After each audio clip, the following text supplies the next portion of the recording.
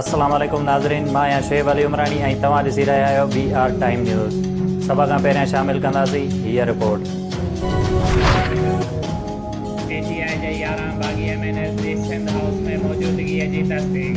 PGI MNS राजा रियाज़, बासित सुल्तान बुखारी, नवाब शेर वसीर, नूर आलम खान, अहमद हुसैन जीअल, नज़ात पठाण, राना कासिम नून, गफ्फार भट्टो, वजी आकरम, रियाज़ मज़ारी, ख्वाजा शिराज सिंध हाउस में मौजूद पीपल्स पार्टी के पार्लियामेंटेरियन वॾे अंग में सिंध हाउस में तरसियल सिक्योरिटी सख्त ज़रियनि मूजिब हसास इदारे पारां 11 MNS जी सिंध हाउस में मौजूदगी बाबति रिपोर्ट वज़ीर आज़म ने मोकिली वई आहे।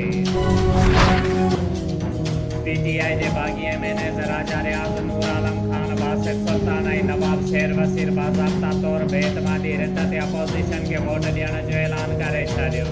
राजा रियाज़ चयो आहे त पार्लियामेंट लाजिस ते हमले सबबि सिंध हाउस में आया आहियूं। असां सभु 12 आहिनि पर 24 MNS गॾु आहिनि। चौधरी परवेज़ इलाही वटि बि दुरुस्त ॼाण नाहे। MNA नवाब शेर वसीर चयो आहे त फवाद चौधरी असांजो बचो आहे। खेसि बहादुर पाए वोट ॾियण वेंदासीं। बासित सुल्तान चयो त हुकूमत खां का बि वज़ारत नाहे घुरी। अहमद हुसैन जीअल जो चवणु आहे त पैसा वठी विकिणो थींदड़नि मां न आहियूं, फ़ैसिलो ज़मीर मूजिबि कयो आहे। नूर आलम खान जो चवणु आहे त हू आंदा विया न पर पाण आया आहिनि, वोट बि ज़मीर मूजिबि ॾींदा। MNS रमेश कुमार जो चवणु आहे त टे वफ़ाक़ी वज़ीर बि तहरीक इंसाफ़ खे छॾे चुका आहिनि।